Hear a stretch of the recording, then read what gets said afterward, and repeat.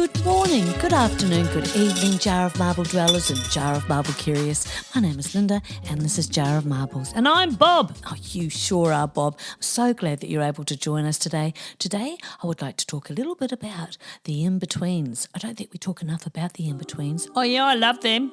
Who? Yeah, you know, the Go-Betweens, indie band formed back in 1977. No, Bob. I'm talking about when you know you want to change something and for whatever reason you're in that in-between place and perhaps a time of feeling like you're in between somewhere before you land on the next thing, the next place. Yeah, round and round, up and down, these streets of your town. Yeah, so iconic to Australia. Hashtag the Inbetweens. Yeah, you can feel the desire for change or you can sense change is in the air. Is that a thing? It sure is. It's like smelling rain is on its way. You can smell change. Something is on its way, and it's that in-between place that we can find ourselves before we launch off onto whatever we do next. Smell rain? Yeah, okay. The other day we were leaving to watch my 3-year-old grandson at his hat parade, Easter hat parade, with my daughter and my son-in-law. And so my daughter was just about to come out of the house and she asks, "Is it going to rain?" And she had just had her hair blow-dried. And so, as you know, rain and freshly blow-dried hair, that's a no-no. And, you know, I did smell rain, but for whatever reason, I said no. But in my defence, the weather has been so diabolical. It has, though. that my spidey senses have been a little bit off, thinking it's definitely going to rain, and then it doesn't. Anywho. You digress? Well, the moment I told my daughter no to the suggestion of rain immediately fell on my cheek, then my nose, on my hair. I had to shelter under a tree waiting for her to come out. So she came out, looked at me as though I had orchestrated the whole thing with the rain on purpose. So that in-between place is a knowing that we will be implementing change, a holiday, changing towns, countries, or something within ourselves is changing, but it's not happening now. Not now? Not now, but we can sense we have a vague plan in place because the present time isn't right, and that's perfectly okay. Okay, son of a biscuit. Finding ourselves in an in-between place is an experience often marked by feelings of uncertainty, limbo? Yeah, or transition. And you absolutely know it when you're in that in-between place, don't you? You know when it arrives. You're not going to go east, you're not going west. I'm so jealous of people who know how to shut up. I shut up and their subtitles come out of my face. Okay. It's that moment when the past has ended and the future sort of hasn't yet unfolded. As Socrates says, the secret of change is to focus all of your energy not on fighting the old but building the new. Yeah, nice. Change is inevitable, except from a vending machine. Yeah, that's true. Whether it's a career shift, a relationship change, a move to a new place, or even just a period of personal growth, all are massive events.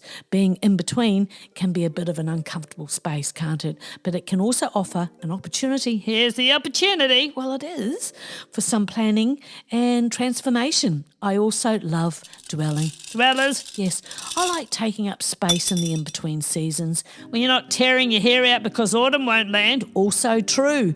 Great example, actually, Bob. It is? Yes, it is. Autumn keeps trying to land and then the sun comes bursting out, extra hot, and there she's gone again, another failed attempt at autumn. Taking the time to actually acknowledge that in-between space. Why wouldn't you though? Me? Well, because mainly we're all running a race in life and perhaps don't take the time to acknowledge the in-between place. That's all right though, isn't it? I reckon there's a lot of fantastic new directions and information, even experiences can be made.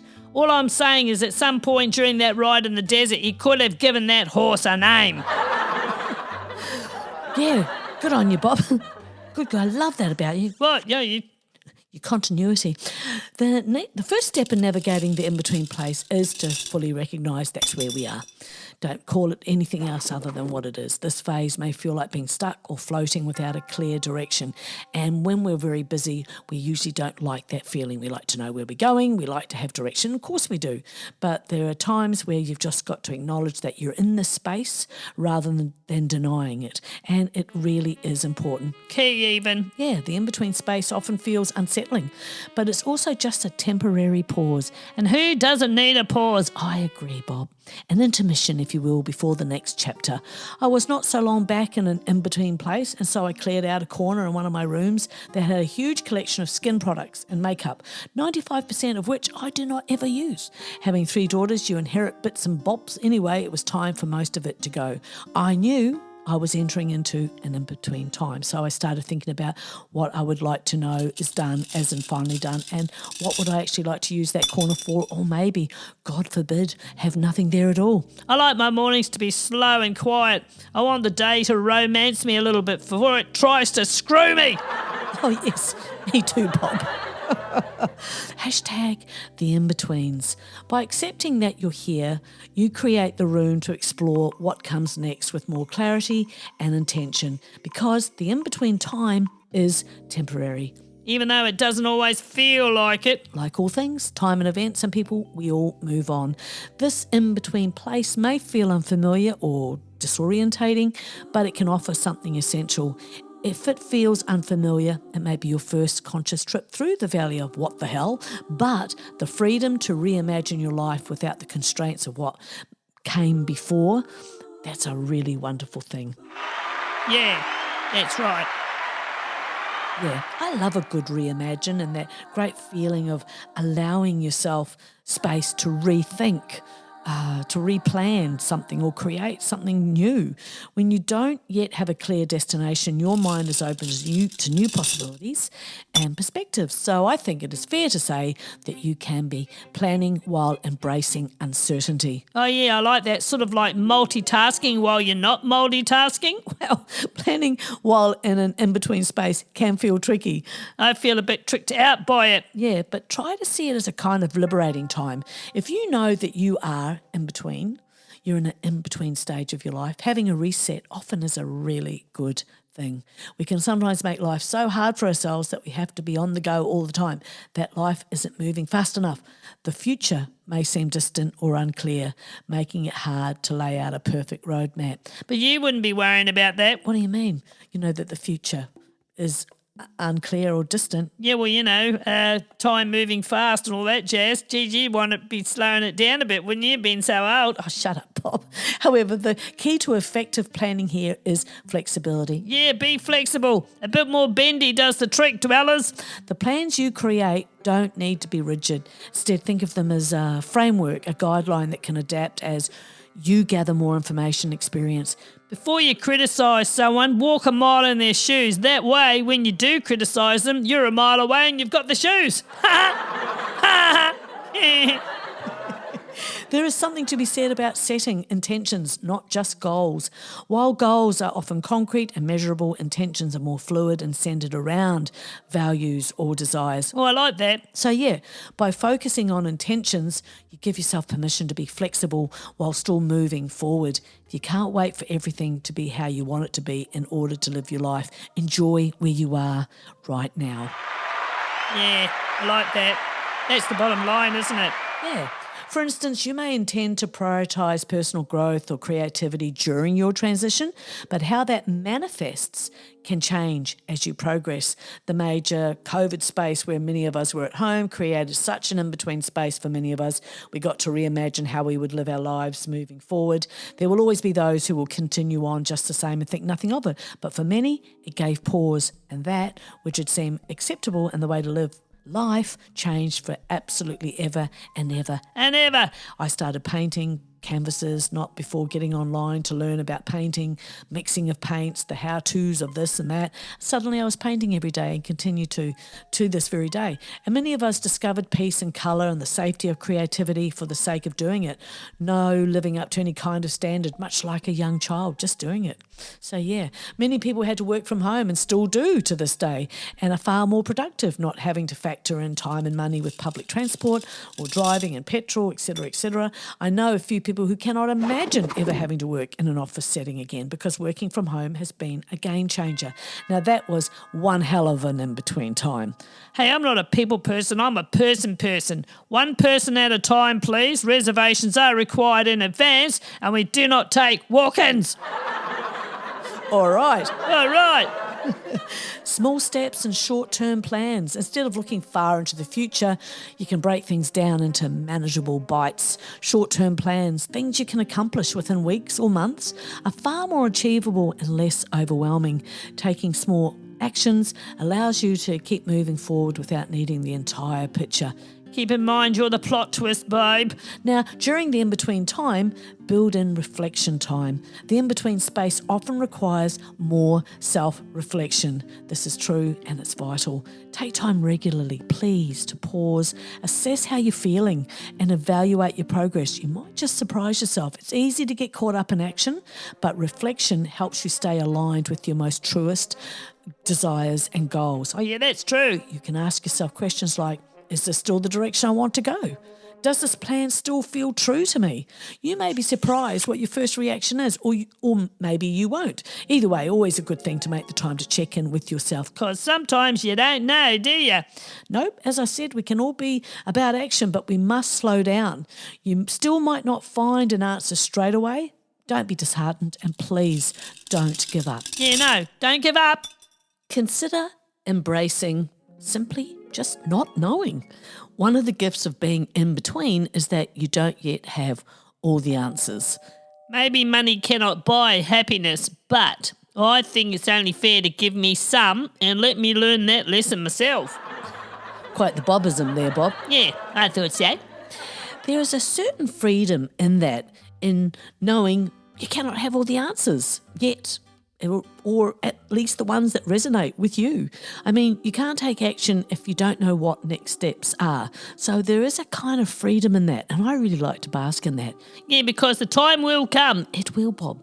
You might not have a concrete timeline or a set path, but this is a space of exploration. Oh, I like it. Allow yourself to embrace ambiguity instead of being paralysed by what you don't know. Lean into curiosity. People ask me what I'm doing tomorrow, probably assume that I don't even know what day of the week it is. Me too, Bob. I'm retired and I have a zero clue.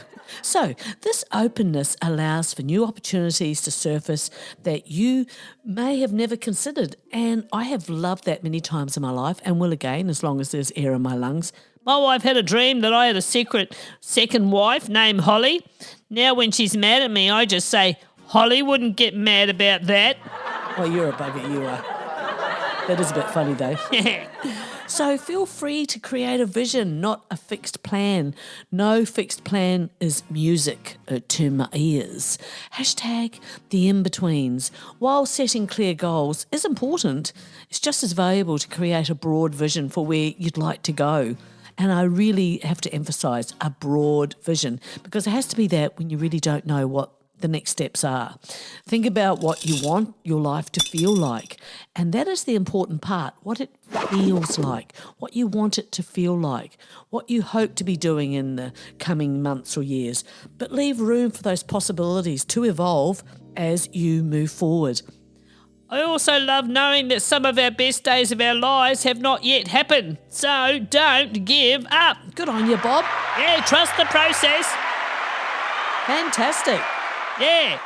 Sometimes landing in the in-betweens can create a sense of impatience. Oh, lordy, lordy, yes, I know that one. You want the next step to be clear, but it's important to trust the process because we can get stuck in that place where we just want to know and we just want to have clear steps and ideas and we get ourselves into a little bit of a, let's just say not a good process. So you've got to trust that your decisions, even if they feel uncertain now, will lead you to where you're meant to be. It's like planting seeds. You can't control exactly when or how they grow. Did you know that butterflies taste with their feet? I did not, and that is really interesting. Yeah, and I heard someone say you aren't supposed to kiss cats on the head. Well, Einstein, then what is that little space between their ears for? That's right, quite right. Good thought there, Bob. I have over time, once I recognised it to be a thing. I love the beauty of the in-between. While it may feel uncomfortable, the in-between is a fertile ground for change and growth, and I have found that to be quietly exciting. I know that change is in the air, and that's about all I know, because let's face it, in life, even if you do nothing, everything is going to change anyway. So for me, it's like having a hall pass, if you will, to be able to just totally relax in your life, because there's nothing you can do when you are in the in-betweens. And it's very handy to have hobbies or to develop one. Do something you enjoy, something that gives you peace, inspires you, so that you've got a sense of achieving and doing while the in-between weaves its magic. You're no longer bound by the past, and you're not yet defined by the future. In this space, you are free to reimagine what's possible. See, it can be quite delicious. If your eyes hurt after drinking coffee, I would recommend try removing the spoon from the cup. A quote from Dr. Joe Dispenza: the more you know about who you want to be in the future, the more it's possible to arrive there. If you can connect with that person and believe in that person, as in yourself, and feel that it feels like how it feels to behave as that person, you can become that person. Think of it as a blank canvas where you have the freedom to choose your next strokes and make those strokes fabulous. Being in the space means you're open to transformation. It's a time to align your actions with your values, experiment with new ideas, and gather the lessons that will serve you in the future. I finally fixed that annoying noise in my car. I just opened the door and I pushed her out. Oh, you're shocking, you are. No, it's just a joke. So even as you plan for what's next, allow room for change, for surprises, and for the unexpected, because that's where the magic often happens. Yeah, that's right. You'll be free when you realise the cage is made of thoughts. Oh, yeah. Oh, I like that. Yeah, it's only thoughts. I want to be 14 again and ruin my life differently. Yes, I have some new ideas. When I get home, the first thing I do is make myself look as publicly as unacceptable as possible. Oh, you and me too, Bob. I read somewhere there are decades where nothing much happens, and then there are weeks where decades happen. And this week's subject really resonates well with that. Sometimes we know that we want to change something and we don't yet know how. We may not feel strong enough, and we don't yet know what the first step should be. So to the people in the in-betweens, this is not the time to be disheartened. Don't be disheartened. Don't go there. You all have done the hard part. Now just take one small step at a time when it's time. Wake, pray, slay. As Leonard Cohen said, there is a crack in everything. That's how the light gets in. Oh, I like that. I know. Even if we don't notice, there are spaces in between everything. There is space between thoughts, between breaths, between all things. When I was a kid, my parents would always say, "Oh, please excuse my French," after a swear word. I'll never forget my first day at school and my teacher asked if any of us knew French. Oh, dear. There is much beauty and value in noticing and embracing the times in the in-between parts of our lives. We can experience this in meditation by spending time between the in and out breaths and genuinely feeling what that place of silence and stillness holds for us. Life's most transformative moments often occur in these spaces between the end of one chapter and the beginning of the next. Oh, yes, but hey, you'd know because you're old. Yeah, well, I'm so old that I have actually dialed a rotary phone before while listening to an 8-track next to a black and white TV with aluminium foil on top of its rabbit ear antennas. I do not know what you just said to me. This in-between space can feel unsettling, even disorientating, I should say, as we are suspended in a place where the familiar has faded and the new is not yet formed. This pause, however, is sacred. It is a liminal space, a threshold where deep reflection and inner transformation can occur. Just as the soil lies quietly in winter to prepare for spring's growth, we too need these periods of stillness to process, reflect, and envision. The pause between what was and what will be is a gift, though it may not always feel like one. It is here in the quiet that clarity and inspiration often emerge. Hey, It was a sad and disappointing day when I found out that my universal remote control did not, in fact, control the universe. Not even remotely. Did you make sure it's tuned to the right universe, Bob? Eh. Hashtag the in-betweens. The in-between can also be a time for recalibration. Yes. Transitioning from one season to the next, 1 year to the next, can unsettle our routines, habits and patterns, offering a chance to realign with our deeper selves. Daylight savings, I don't like it. One bit, have to always recalibrate after that happens. That's a very good point there, Bob. Discomfort, while challenging, can also be a catalyst for transformation. Yeah, so they say. A takeaway practice: if you know you're going through an in-between time, dedicate a little bit of time each day to just sit quietly and reflect on the in-between. You could light a candle or create a ritual to mark this pause. Ask yourself, what seeds of transformation am I planting in this pause? Am I just stopping for the first time in forever? And can I just be for a while? What possibilities or inspirations are quietly emerging within me? Allow the answers to arise organically, trusting that clarity will come in its own time. And that's a wrap on today's episode, dwellers. No! Yes, if you're in one of those in-between moments right now, whether you're between jobs, between relationships, between who you were and who you're becoming, I hope today reminded you that that space isn't empty, it's sacred. It's where the magic brews, the pieces shift, and the soul gets a chance to catch its breath. It's farewell, isn't it? It is, Bob.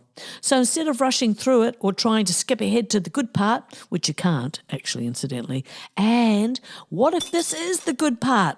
The good part. The pause between the leap. The breath before the song. The wiggle room the universe gives you to reflect, to stretch, and maybe even to dance awkwardly or beautifully in your kitchen while no one's watching.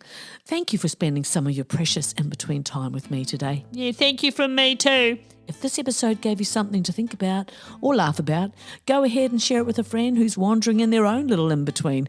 We're all figuring it out together. You can't get on the same page with someone who has a different book though. Thank you for that, Bob. That's all right. Until next time, be kind to yourself, enjoy the detours, and remember, even a caterpillar in a cocoon looks like it's doing nothing, but it's becoming something incredible. So, say good day to the family for me, give the sparrow a pickle, and we'll see you next time, okay? Okay then, bye. Bye!